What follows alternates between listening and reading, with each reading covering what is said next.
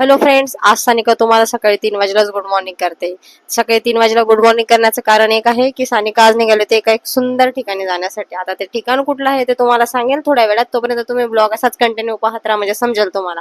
आता आम्हाला जिथे जायचं होतं ना, त्याच्या ऑलमोस्ट आम्ही 10 किलोमीटर अगोदर थांबून घेतलं, कारण पोटपूजा करणं गरजेची आहे. भूक सगळ्यांना लागली होती. मस्त गरमागरम वडापाव खाल्ला आणि पोहोचलो आम्ही आमच्या ठिकाणावर. तर कुठे होतो? हे होतं काशीद बीच.